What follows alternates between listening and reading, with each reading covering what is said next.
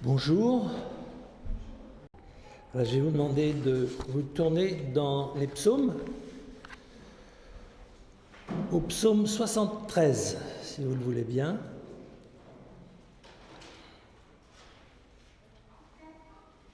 Et je vais prier.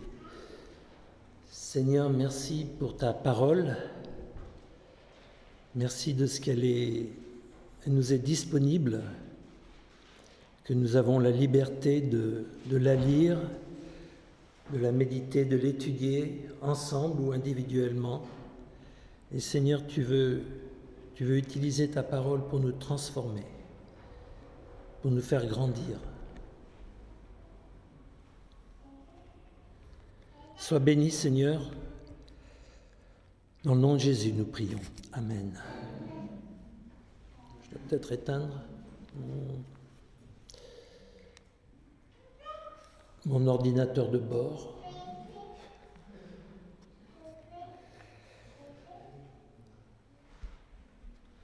Le psaume 73. Vous m'entendez bien? Ça va? Oui, Dieu est bon pour Israël, pour ceux qui ont le cœur pur. Je lis dans la version second 21. Verset 2. Toutefois, mon pied allait trébucher, mes pas étaient sur le point de glisser, car j'étais jaloux des vantards en voyant le bien-être des méchants. Rien ne les tourmente jusqu'à leur mort, et leur corps prend de l'embonpoint. Ils n'ont aucune part aux souffrances humaines, ils ne sont pas frappés comme le reste des hommes. C'est pourquoi ils se parent de l'orgueil comme d'un collier. La violence les enveloppe comme un manteau, leurs yeux ressortent dans un visage plein de graisse. Les mauvaises pensées de leur cœur débordent, ils ricanent et parlent méchamment d'opprimés. Ils profèrent des discours hautains, leur bouche s'attaque au ciel et leur langue balaie la terre. Voilà pourquoi son peuple se tourne de leur côté, il boit leurs paroles avidement comme de l'eau. Et il dit, comment Dieu pourrait-il savoir? Y a-t-il de la connaissance chez le Très-Haut? Voici comment sont les méchants, toujours tranquilles, ils augmentent leur richesse. C'est donc pour rien que j'ai purifié mon cœur et que j'ai lavé mes mains en signe d'innocence. Chaque jour, je suis frappé. Tous les matins, je suis repris. Si je disais, je veux parler comme eux, alors je trahirais tes enfants.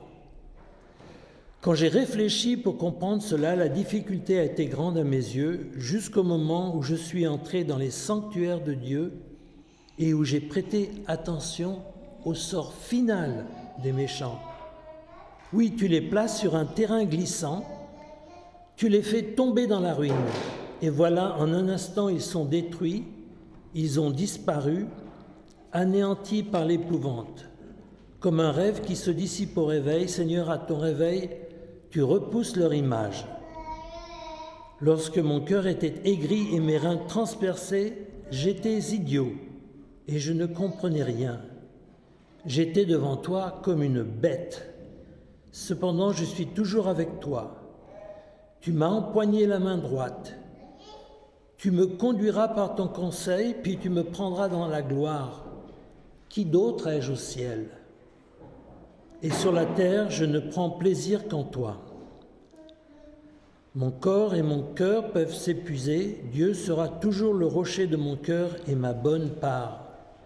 Oui, ceux qui s'éloignent de toi vont à leur perte, tu réduis au silence tous ceux qui te sont infidèles. Pour moi, mon bonheur, c'est de m'approcher de Dieu. Je place mon refuge en toi, Seigneur éternel, afin de raconter tout ce que tu fais. Amen. Ici, nous avons un psaume qui n'est pas un psaume écrit par David, mais il n'empêche qu'il est inspiré par l'Esprit Saint et il décrit les réactions du psalmiste qui s'appelait Asaph. Et il commence par dire « Oui, Dieu est bon. Dieu est bon pour Israël. » C'est une vérité de base. C'est fondamental, c'est quelque chose qu'on retrouve tout au long de la Bible sous différentes formes. Vous vous souvenez Jésus qui reprenait l'homme qui lui disait « bon maître » en disant « pourquoi m'appelles-tu bon ? Personne n'est bon si ce n'est Dieu seul. » Et vous pourriez regarder le psaume 25:8 notamment, le psaume 100, verset 5, « l'Éternel est bon, Dieu est bon ».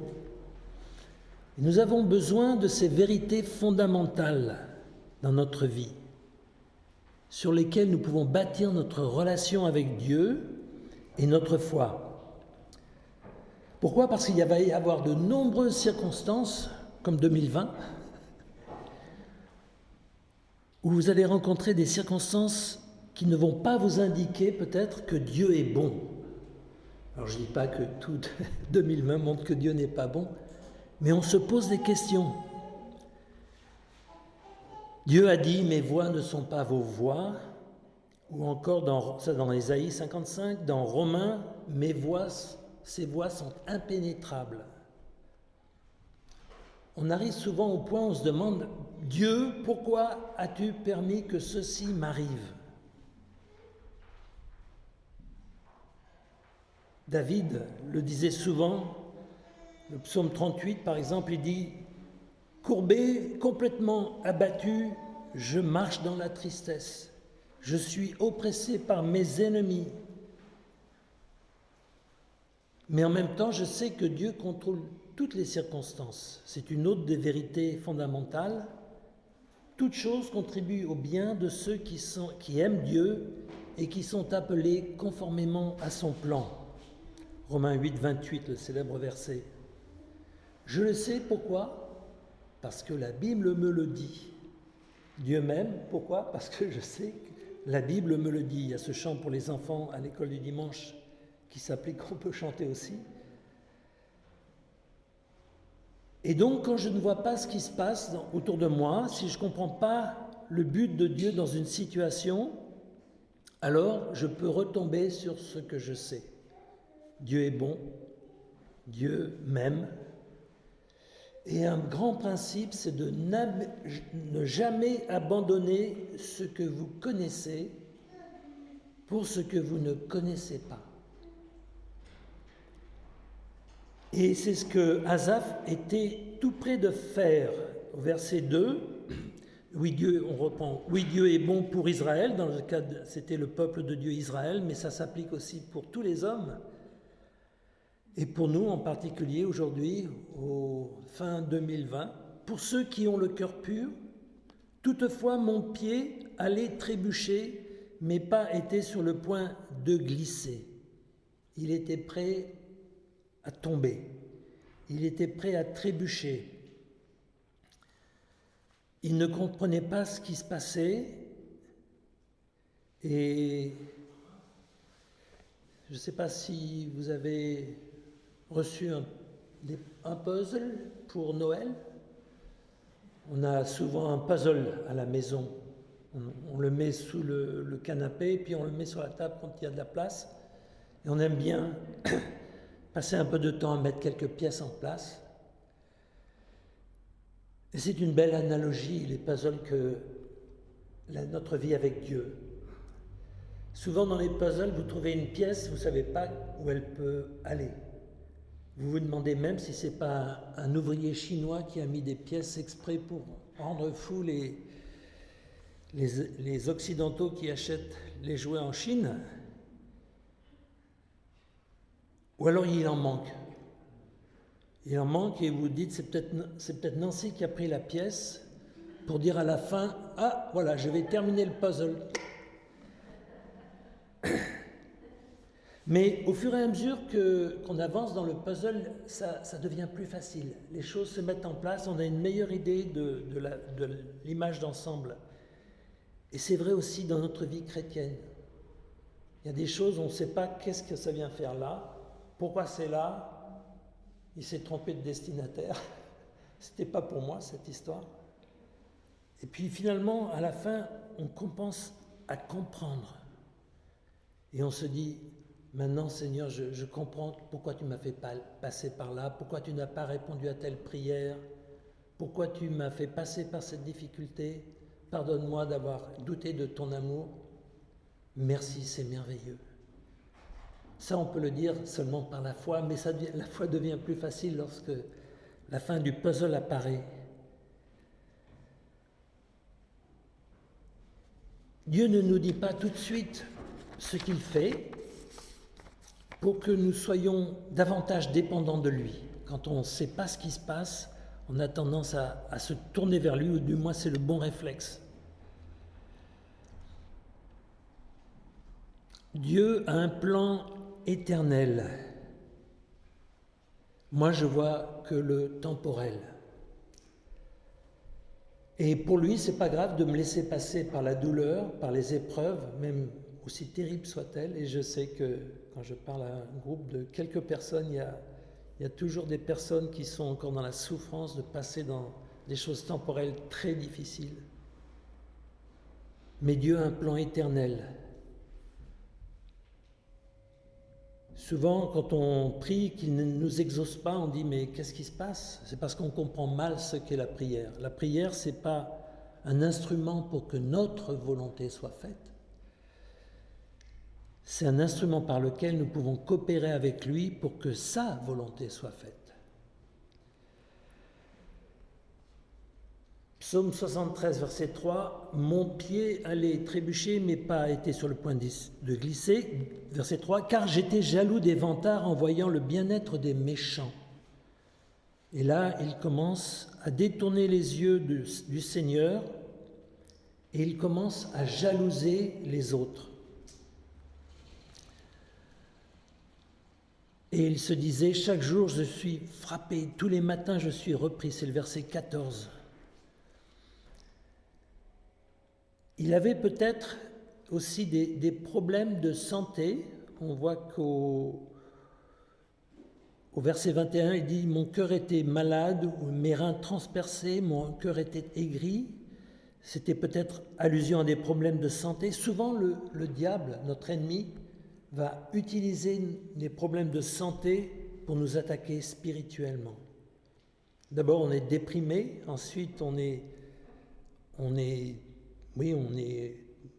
atteint dans notre foi, et puis ça peut devenir un vrai problème spirituel. En août 2014, j'ai eu un accident en sautant dans l'eau, en faisant du canyoning, pas parce que j'ai rencontré un rocher qui m'a réceptionné, mais parce que je n'étais pas bien raide pour rentrer dans l'eau, et c'était un saut de 7-8 mètres, et je me suis plié et j'ai brisé une vertèbre. Je suis passé pas loin d'être paralysé. Et là, j'étais déprimé. Je me disais, est-ce que je pourrais jamais recourir un jour ou même marcher correctement? Et Satan nous dit, si Dieu t'aimait vraiment, il n'aurait pas permis ça.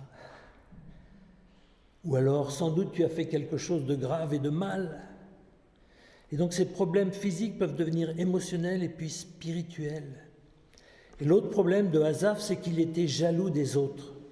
Il voyait les méchants, ceux qui ne croient pas en Dieu, prospérer. Et ça nous arrive aussi souvent, il faut le reconnaître. On s'est dit, Seigneur, je fais tout ce que je peux pour te plaire, pour vivre ma vie pour toi. Et il m'arrive ceci, il m'arrive cela.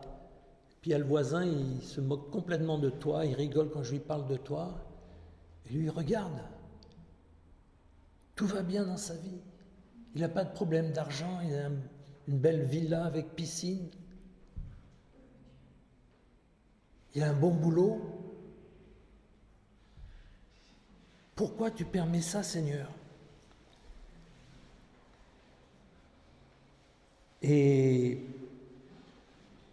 il faut dire que Asaph voit les méchants prospérer apparemment. Souvent, on s'en tient aux impressions extérieures. On voit ce qui se passe à l'extérieur, on ne voit pas ce qui se passe à l'intérieur nécessairement. Et une chose qu'il faut que vous sachiez, c'est que Satan, c'est le menteur et le père du mensonge. C'est un menteur et le père du mensonge. Jean 8, 44. Il ne s'embarrasse pas de la vérité lorsqu'il veut vous attaquer. Là, la description qui suit des méchants, les vantards, ceux qui sont orgueilleux, rien ne les tourmente jusqu'à leur mort, leur corps porte de l'embonpoint. Il faut que vous sachiez qu'à l'époque, prendre de l'embonpoint, être gras, c'était un signe de prospérité. Aujourd'hui, on a la tendance inverse. C'est difficile de ne pas prendre d'embonpoint en ce moment avec les chocolats, les repas, etc. Mais ces hommes, ils avaient leurs yeux qui ressortaient dans un visage plein de graisse. Ça veut dire qu'ils étaient bien, ils étaient prospères. Et ils ricanent, ils parlent méchamment d'opprimés, leur bouche s'attaque au ciel et leur langue balaie la terre, ils se moquent de Dieu, ils se moquent des autres hommes. Et ça tente le peuple de Dieu. Ils se disent, ouais, c'est vrai, après tout, pourquoi je me casse la tête à essayer de suivre Dieu alors que eux, ils disent qu'ils n'existent pas et regarde-les, ils ont tout ce que je souhaiterais avoir dans ma nature d'homme. On commence à mettre Dieu en question. Dieu pourrait-il savoir, y a-t-il de la connaissance chez le Très-Haut? Voici, regardez encore les méchants, ceux qui ne croient pas, ils sont tranquilles ou Billy, ils ont plein de fric. En fait, ça ne sert à rien de servir Dieu. C'est donc pour rien que j'ai purifié mon cœur et que j'ai lavé mes mains en signe d'innocence. Ce n'était pas pour le Covid, c'était un lavement rituel qui sans doute avait des effets sanitaires secondaires et importants. Chaque jour, je suis frappé, tous les matins, je suis repris. Donc il est interpellé par ce qu'il voit autour de lui. Et puis, il a la tentation de parler comme eux, de rejeter Dieu et de vivre pour le moment présent, dans le temporel, non pas pour l'éternel. Et verset 15, « Si je disais je veux parler comme eux, alors je trahirais tes enfants. » Il sait quelque part, ce n'est pas ce n'est pas la vérité. Il a encore cette conviction et que ce serait douloureux de mentir, de dire des choses qui vont faire tomber d'autres personnes.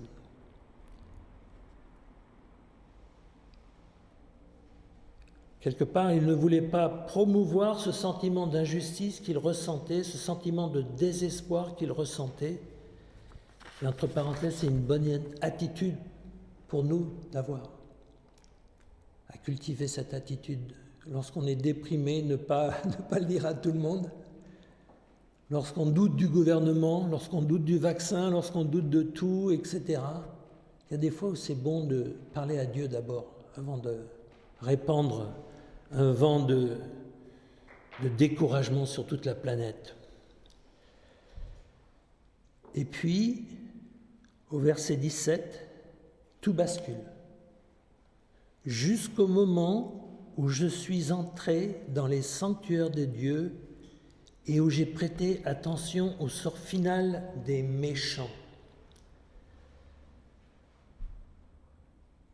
Pour Asaph, entrer dans les sanctuaires, c'était le temple à Jérusalem, ou peut-être même le tabernacle avant le temple. Pour nous, c'est l'endroit où nous nous rassemblons avec le peuple de Dieu pour l'adoration, la communion fraternelle, l'écoute de la parole de Dieu. Ce sont nos cultes dans ce bâtiment pour nous, ici, présents à Nice, Calvary-Chapelle. Parce que là, on peut retrouver la perspective éternelle.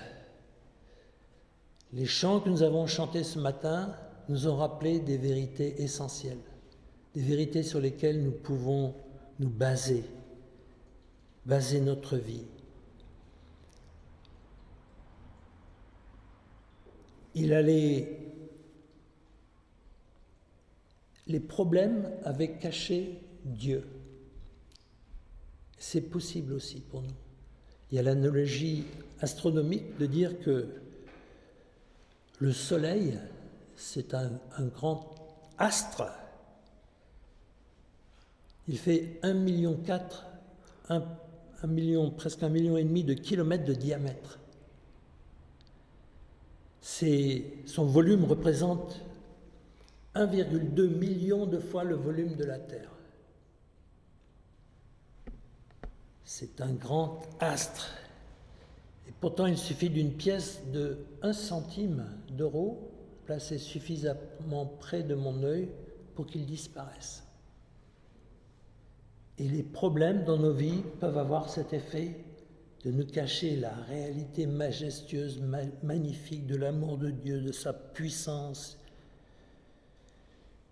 Et puis, on voit la différence à partir du verset 18, il réalise le sort final des méchants. Votre voisin qui triche avec ses impôts, un beau jour, il finit par être emmené en prison. On a le sentiment qu'il n'y a pas de problème pour les méchants. Non, il y en a qui se font prendre ici-bas et ils se font prendre en définitive. Ce sont les méchants qui seront en mauvaise posture.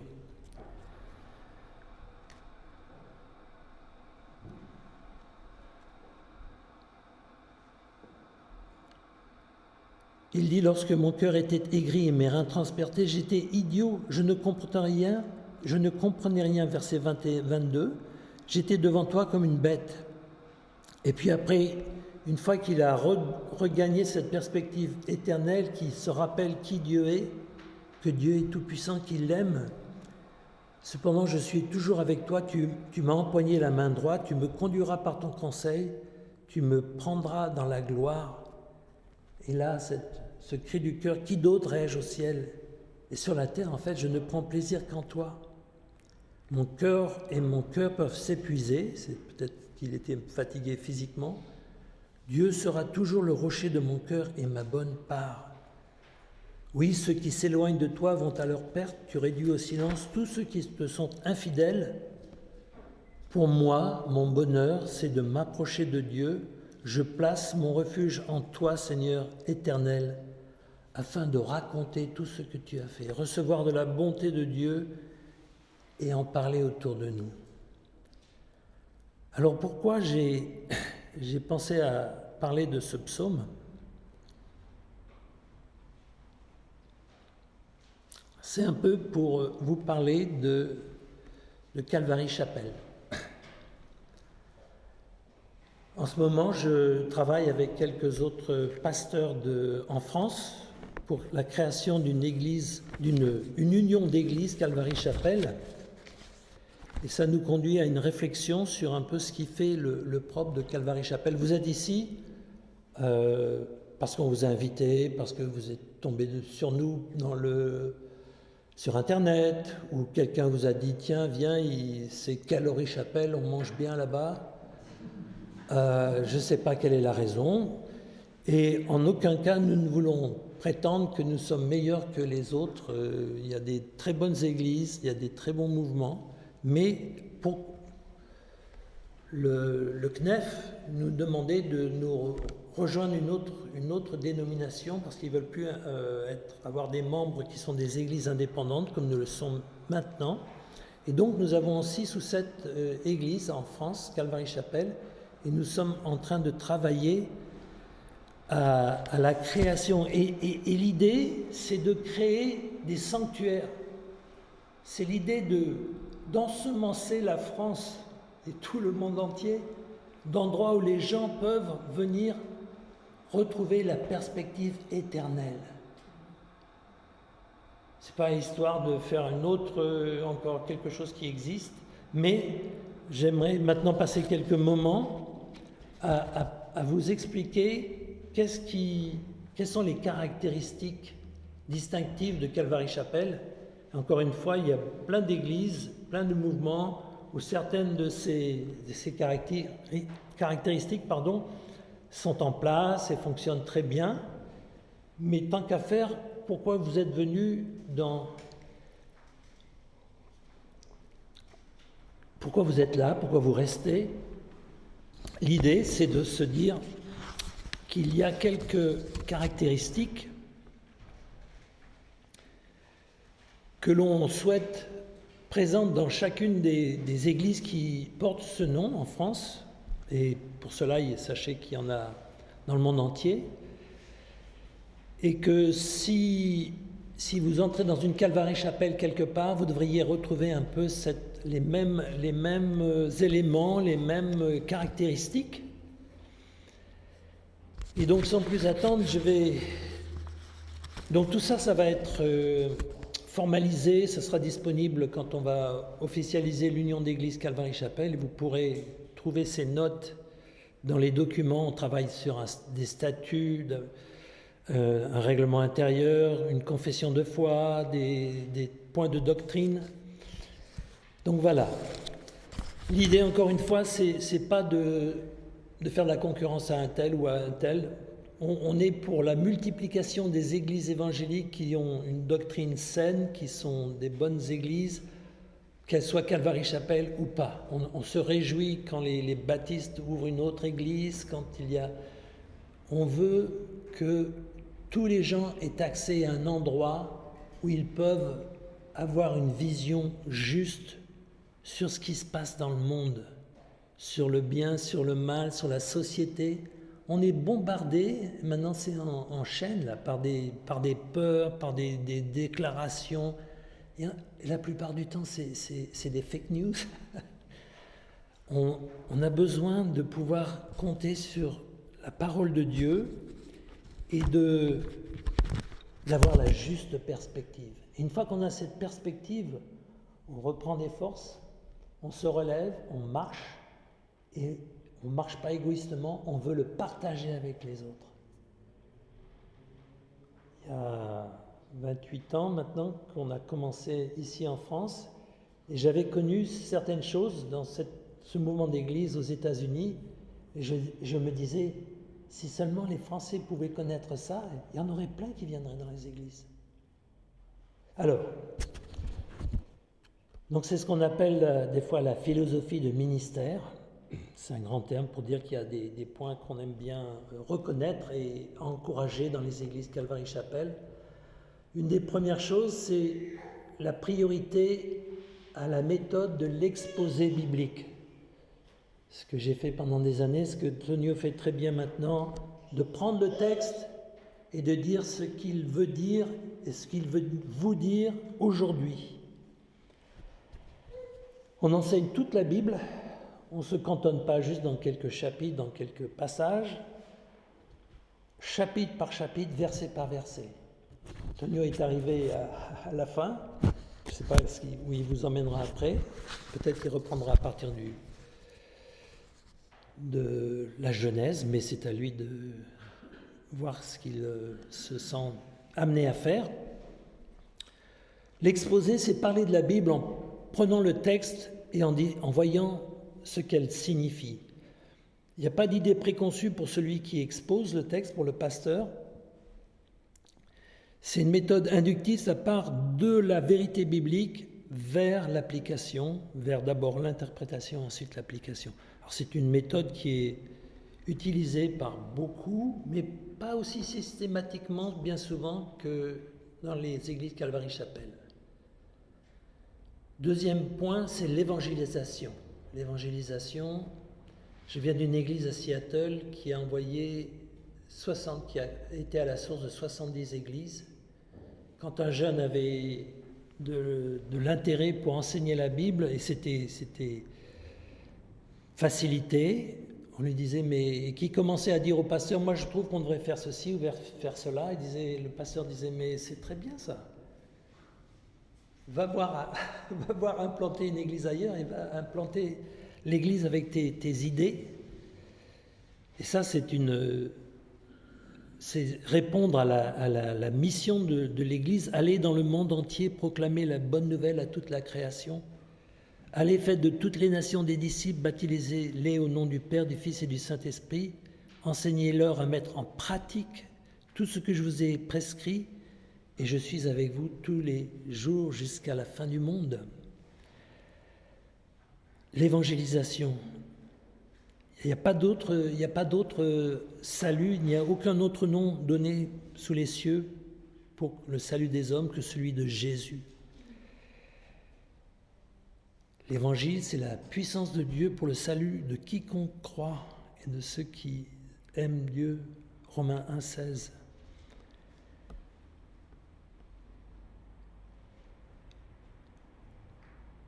On peut se comporter comme un bon voisin, être un bon chrétien avec nos voisins, mais si on ne leur dit pas pourquoi on le fait, l'évangile n'est pas annoncé. L'évangile est illustré sans être annoncé, c'est un peu dommage. Alors il ne s'agit pas de leur tomber dessus dès que vous faites un geste de bonne bienveillance, mais si au bout de quelques semaines ou quelques mois ils ne savent pas que vous êtes chrétien, alors il y a un problème. Vous devez dire le message. Ça peut être très simple, Dieu t'aime, et la preuve c'est Noël, il est venu, mais Pâques, il est mort pour tes péchés. Le troisième point, c'est une louange centrée sur Christ. La louange, c'est à la fois une activité d'adoration, c'est aussi un profond sentiment d'amour, d'admiration, d'adoration. Tonio a parlé de la scène dans l'Apocalypse 4, versets 1 à 11, où on voit le ciel plein de voix célestes qui adorent le Seigneur. Et c'est vrai que c'est un peu dans l'ADN de Calvary Chapel. La musique chrétienne contemporaine a démarré aux États-Unis dans les années 60, au moment où le mouvement Calvary Chapel a commencé. Il y a eu un mouvement qui s'appelait Maranatha, Jésus revient, qui faisait partie de Calvary Chapel, qui mettait en circulation tout un tas de chants simples, mais profonds et centrés sur Dieu, sur Jésus surtout. On chante des hymnes, des cantiques sous des formes contemporaines ou aussi traditionnelles. J'aime bien qu'on n'abandonne pas, on ne rejette pas les vieux hymnes qui sont pleins souvent d'une théologie profonde et qui vous marquent. Le psaume 150 nous donne un large éventail d'instruments qu'on peut utiliser. Ici, on a toute une pile d'instruments et il y en a d'autres, les trompettes, les luttes, les harpes, les tambourins, les instruments à cordes, les flûtes, les cymbales sonores retentissantes, etc. Nous adorons Dieu pour ce qu'il a fait par la mort de son Fils et par sa résurrection. Soyez toujours joyeux, priez sans cesse, en toutes circonstances, rendez grâce, car telle est à votre égard la volonté de Dieu en Christ Jésus. Donc on a vu l'enseignement par exposé biblique, l'évangélisation, la louange qui est centrée sur Christ. Il y a aussi ce qu'on appelle l'eschatologie, c'est-à-dire la doctrine de la fin des temps. Et comme Tonio l'explique en étudiant l'Apocalypse, nous réclamons ou nous retenons l'interprétation prémilléniale et pré-tribulationnelle. C'est-à-dire que Jésus va revenir avant d'instaurer le millénium et nous serons emportés avant qu'arrive la grande tribulation. Cette vision favorise une vision des choses où on a un accomplissement littéral des prophéties non encore accomplies. Comme il disait, je crois que c'est la semaine dernière, il y a tant de prophéties qui ont été accomplies dans le passé, qui ont été faites et qui ont été accomplies dans le passé. Maintenant, il y a des prophéties qui n'ont pas encore été accomplies et tout nous encourage à croire qu'elles vont être aussi accomplies à la lettre.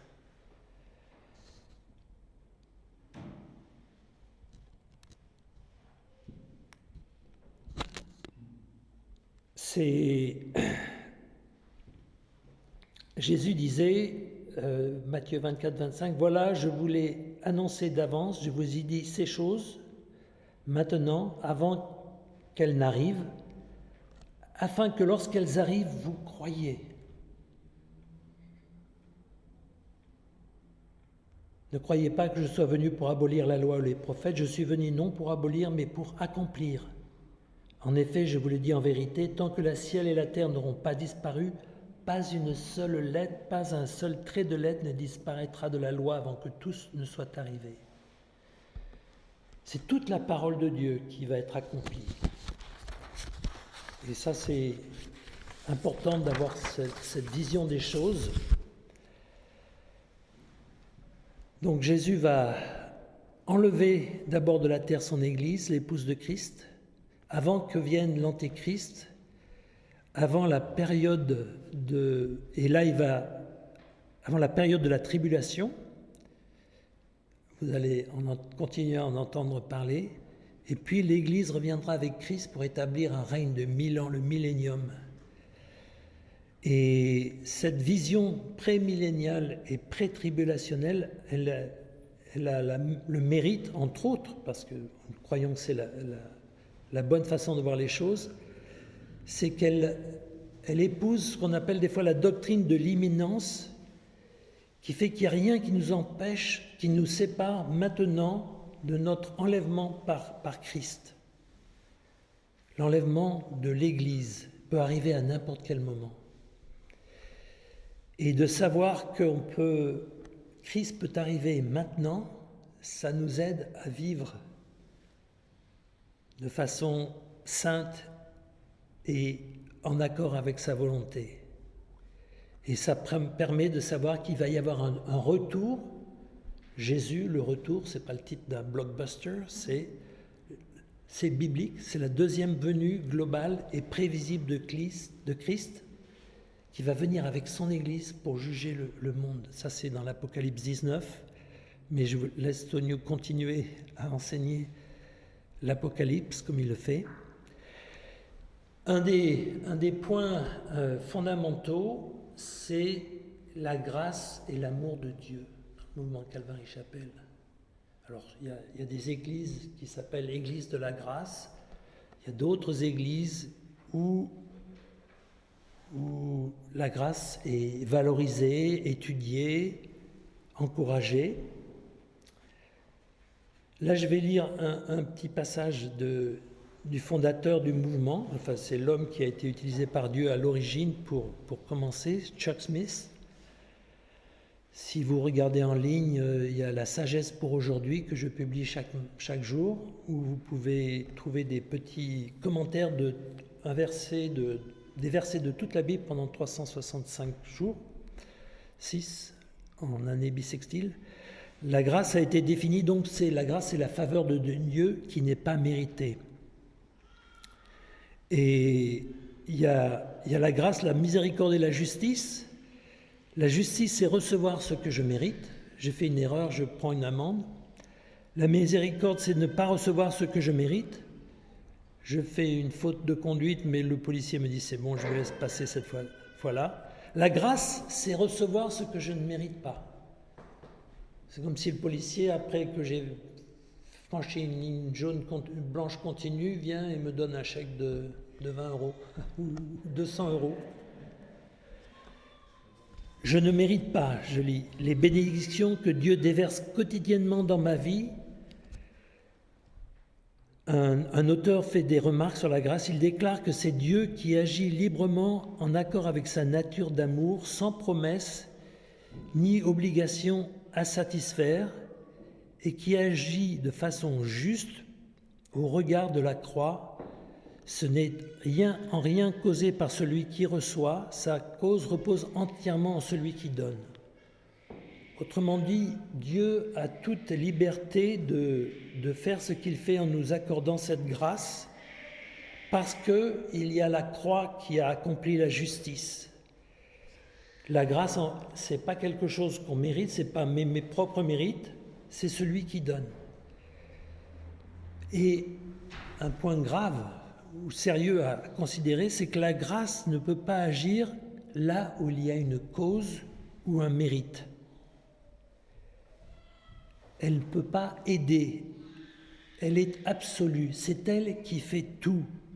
Si je pense que si je fais des choses de bien, Dieu va me devoir quelque chose, me bénir, c'est pas la grâce. Ainsi donc, notre juste attitude devrait être de consentir à être aimés, bien que nous soyons totalement conscients de combien nous sommes indignes de cet amour. De refuser de prendre des résolutions et de faire des vœux pour être meilleurs, car cela reviendrait à faire confiance confiance à la chair de nous attendre à être bénis, bien que nous sachions combien nous sommes indignes de ces bénédictions. Satan veut que je me concentre sur moi-même pour que je voie les nombreuses raisons que Dieu aurait de retenir ces bénédictions. Mais si je me concentre sur la grâce de Dieu, alors je m'attends à des bonnes choses et je reçois des bénédictions abondantes qui ne s'arrêtent jamais. La grâce est remarquable. Il y a un petit livre qui est disponible à la librairie évangélique. Oui, nous voudrions voir Jésus, par un dénommé Roy Hession, qui est un livre très, très riche sur justement la personne de Jésus.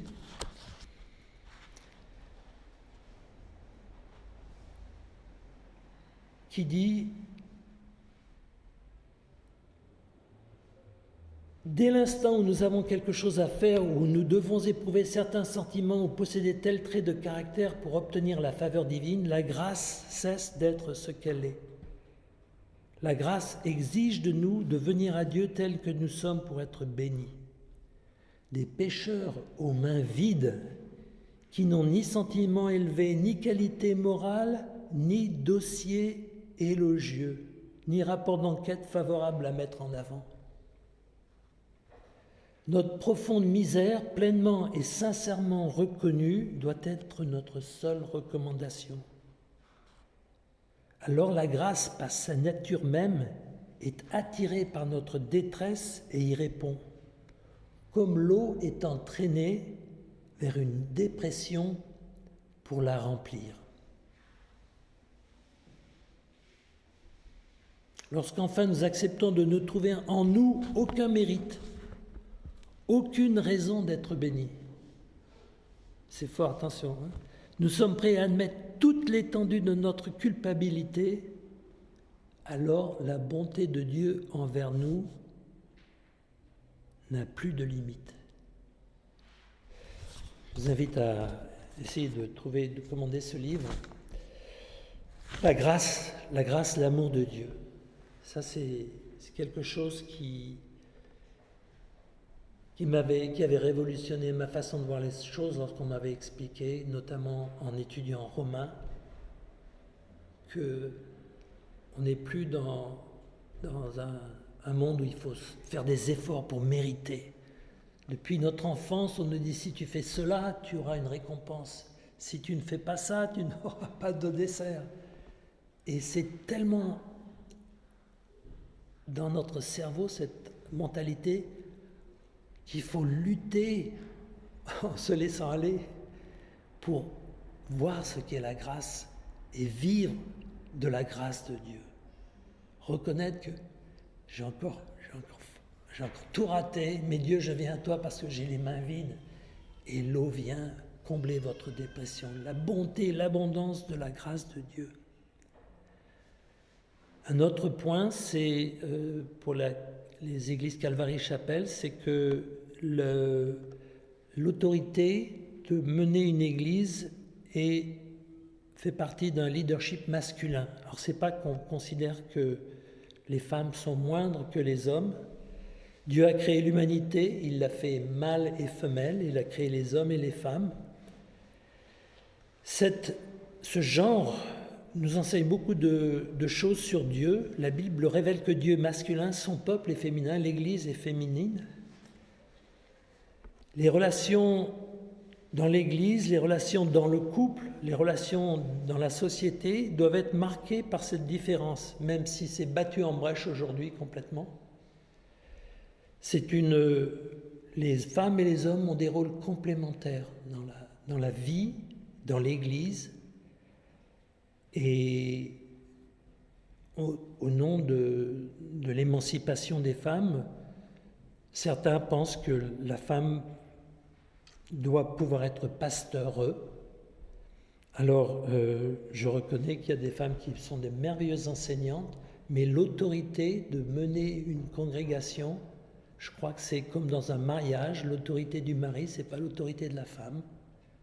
Même si on est là à dire, c'est moitié-moitié, ce sont des vérités qu'on trouve dans la Bible. Encore une fois, ce n'est pas mon idée de dire j'ai dû prêcher. Pécher, non, jamais je dois pécher. J'ai dû prêcher ce message en Suède, le pays le plus avancé au niveau du féminisme. Je venais de voir 2 femmes policières arrêter une voiture en la bloquant, sortant leur pistolet en Suède. 2 jolies femmes blondes qui exerçaient l'autorité, et c'était intéressant après de dire aux femmes qu'il y a un rôle différent pour les hommes et pour les femmes dans l'Église. C'est reconnu dans le mouvement Calvary-Chapelle. Une autre partie importante, c'est le baptême du Saint-Esprit et les dons. Nous sommes convaincus que le Saint-Esprit a 3 relations avec les hommes. Il y a d'abord une relation autour des hommes. Il est là pour nous convaincre de péché, de justice et de jugement. Et puis, il vient en nous, une deuxième proposition, où nous devenons chrétiens et nous sommes sauvés. Et puis, il y a cette 3e relation de Actes 2, 8, où l'Esprit vient sur 1,8, pour équiper les disciples à être des témoins qui ont de la puissance. Et nous croyons que tout le monde peut demander à avoir cette puissance. Et il donne des dons selon sa volonté. Ce n'est pas nous qui les exigeons, selon les tâches, selon que nous avons à faire. Mais c'est quelque chose dans lequel nous croyons, il n'y a pas nécessairement il n'y a pas de hiérarchie des dons. On pourrait faire on l'a déjà fait, on en fera d'autres, des études sur le baptême du Saint-Esprit et les dons. Dans certaines églises, si vous ne parlez pas en langue, c'est qu'il y a un petit problème. C'est nullement dit partout dans le texte, mais ça c'est toute une autre étude. Mais nous reconnaissons la permanence des dons. Il y a des mouvements d'église très, très populaires en France qui pensent que les dons se sont arrêtés avec la fin de l'ère apostolique des apôtres. Nous croyons qu'ils sont toujours valables pour aujourd'hui. Nous croyons à l'équipement des saints, c'est-à-dire que vous tous, vous n'êtes pas là pour juste venir et puis repartir. Non, le cœur des pasteurs, ça doit être de vous former, de vous équiper, suivant pour l'œuvre du ministère. C'est dans Éphésiens 4, où il est dit que...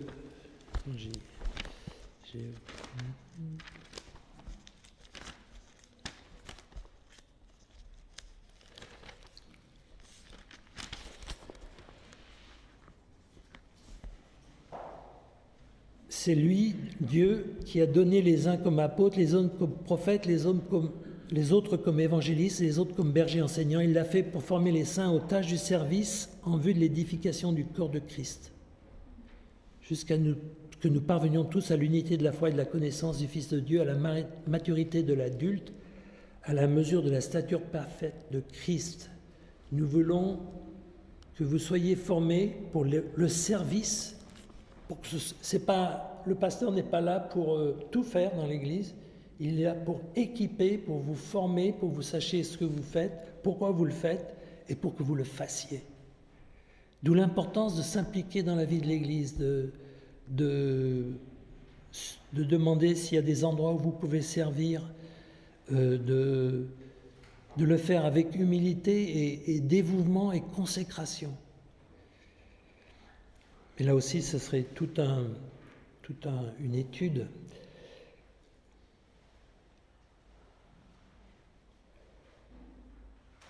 Il y a trois façons de voir comment on équipe les saints. C'est d'abord de gagner les gens à Jésus, c'est par le témoignage, c'est par les événements spéciaux où les gens peuvent venir et avoir une présentation claire et réelle de l'Évangile, du salut en Jésus-Christ.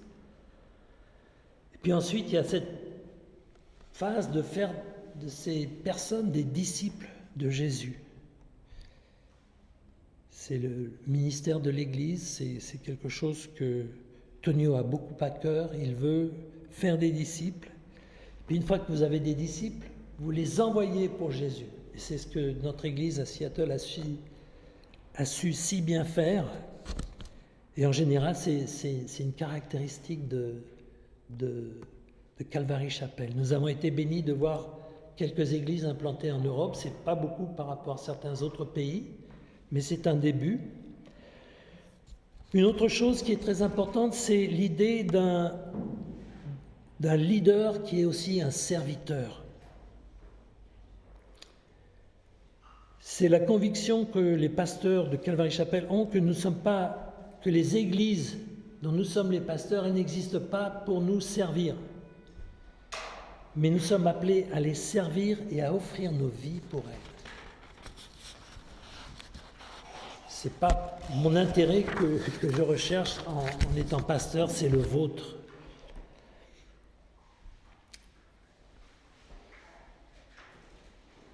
Le Fils de l'homme est venu pas pour être servi, mais pour servir et donner sa vie en rançon pour beaucoup, disait Jésus.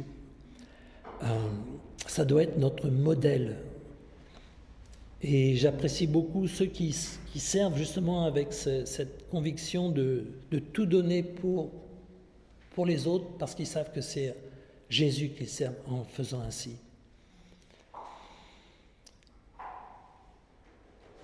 J'aime bien cette remarque, les pasteurs qui se considèrent trop importants pour faire tout ce qui est nécessaire pour servir le petit troupeau qui leur a été confié, révèlent qu'ils en sont venus à se considérer comme plus importants que notre Seigneur.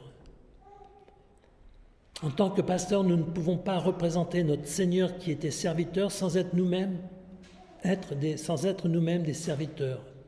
L'orgueil, une attitude cassante, un sentiment d'importance de soi-même, ou encore pire, un esprit dictatorial, sont complètement en contradiction avec l'exemple donné par Jésus. Un autre aspect très important, c'est l'intégrité et la moralité du responsable, du leader.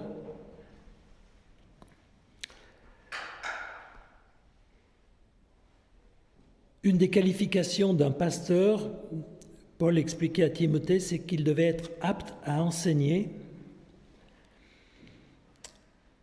Et en disant apte à enseigner, c'était pas simplement de pouvoir lire des textes pour se qualifier comme enseignant de la parole, comme on peut le faire pour enseigner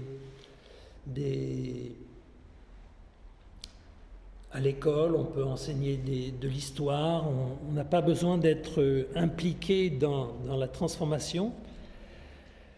L'enseignement de la Bible, c'est différent de l'enseignement de la lecture, de l'écriture, des maths de base que l'on donnerait à quelqu'un. C'est la communication de vérités spirituelles et la parole de Dieu doit être communiquée par ceux qui ont personnellement et réellement fait l'expérience de la puissance transformatrice du message qu'ils transmettent maintenant.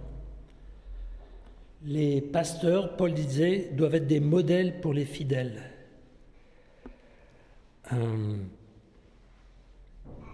Donc, à Calvary Chapel, l'intégrité, la moralité sont clés. On veut être des hommes, en tant que pasteur de Calvary Chapel, des hommes qui non seulement disent le message, mais des hommes qui vivent le message. Paul disait à Tite d'être à tous égards un modèle de bonnes œuvres et de donner un enseignement pur, digne, une parole saine, irréprochable. Nous sommes le mouvement, à l'époque s'appelait le mouvement Jésus, en Californie, Jesus Movement. Notre désir, c'est de garder Jésus à la première place, d'honorer son nom, de rester préservé des souillures du monde. Et c'est quelque chose, ça doit être un appel que nous devons faire parce que nous n'aspirons à rien d'autre. Il y a certaines personnes qui pensent je n'ai pas envie de bosser là, je pourrais être. Est-ce que si vous pouvez faire autre chose qu'être pasteur, allez le faire.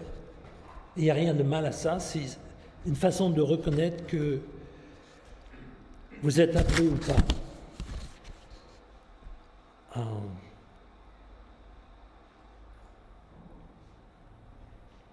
Nous sommes conscients du fait que Dieu nous a confié le soin des brebis et nous voulons garder nos cœurs et servir Dieu avec intégrité et pureté morale. Un autre aspect, et j'ai bientôt terminé, c'est le style informel et détendu à Calvary Chapel. Je suis détendu. Tonio est des fois beaucoup plus détendu.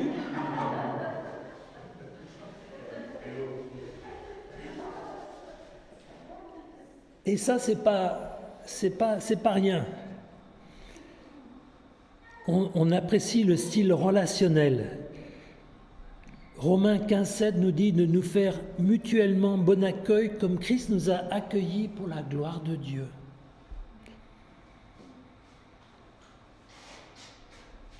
On veut que les gens qui viennent ici se sentent accueillis. Et c'est intéressant. Juste avant le culte, j'ai eu l'occasion de parler avec Nadine et Anne-Laure qui disaient que c'était quelque chose qu'elles avaient remarqué. Ça nous réjouit de voir que vous vous sentez accueillis à votre place. On chérit la possibilité d'avoir une relation intime avec Christ qui est détendue, non pleine d'un sentiment d'être jugé, soupçonné ou indigne.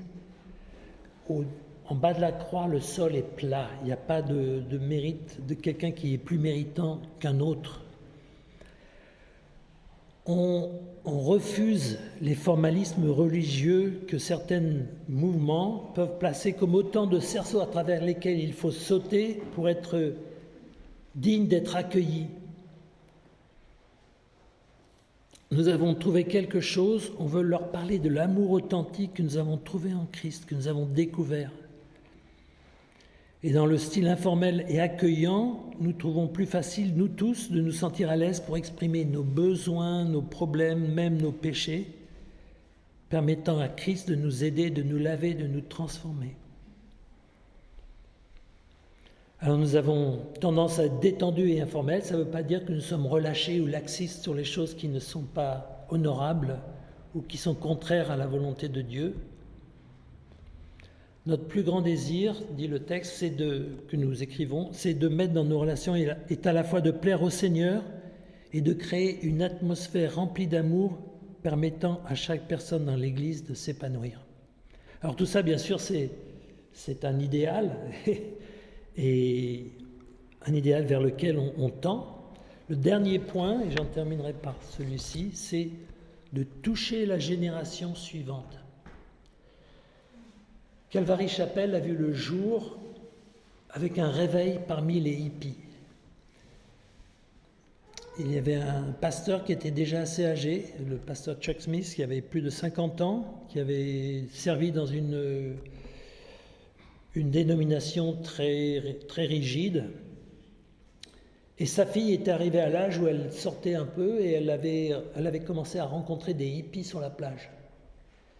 Et la femme de ce pasteur avait dit « il faut prier pour ces jeunes ».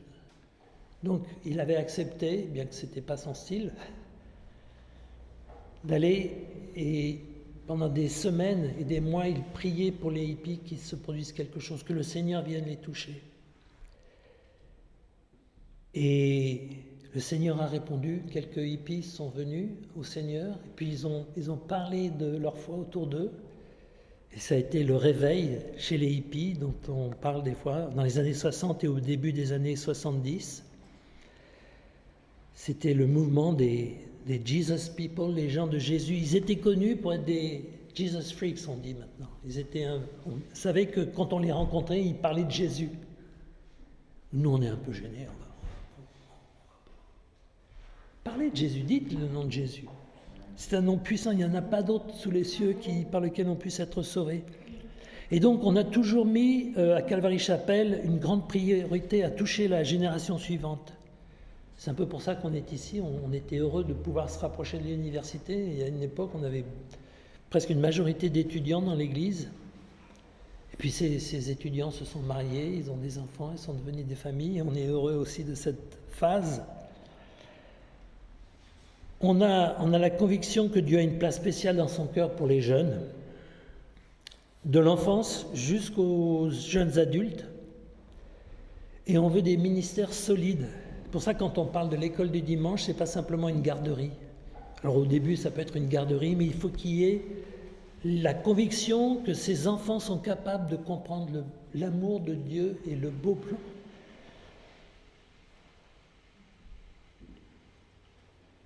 Qu'il a pour leur vie, nous faisons de notre mieux pour communiquer de façon compréhensible.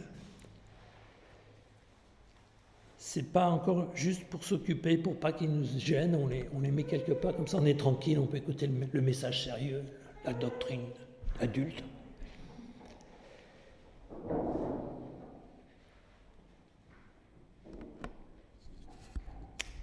Et donc vous qui servez dans l'école du dimanche, sachez que votre rôle est aussi important que le nôtre.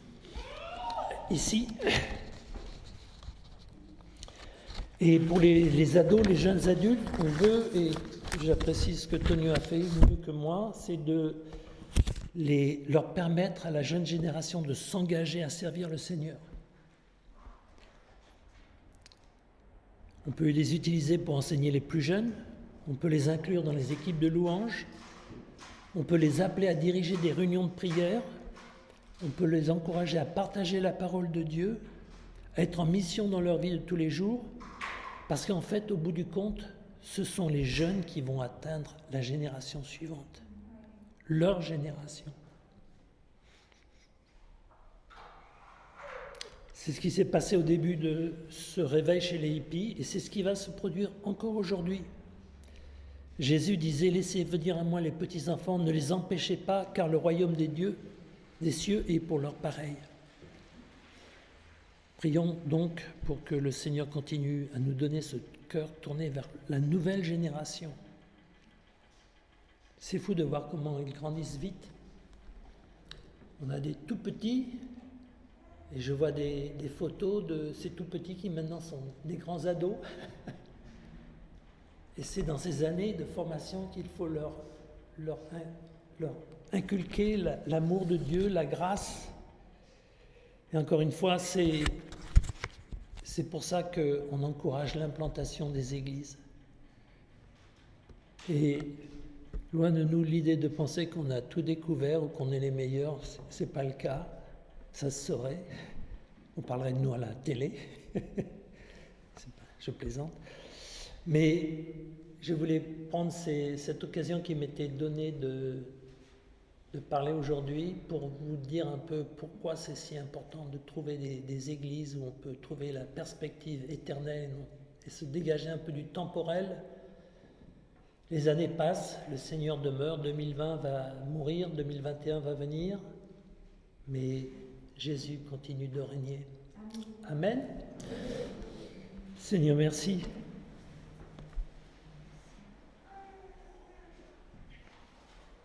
Pour tes bons plans, merci pour les vérités absolues que tu nous as données. Tu es bon, tu nous aimes. Toutes choses contribuent au bien de ceux qui sont appelés selon tes desseins, de ceux qui t'aiment. Aide-nous, Seigneur, à parler de toi autour de nous.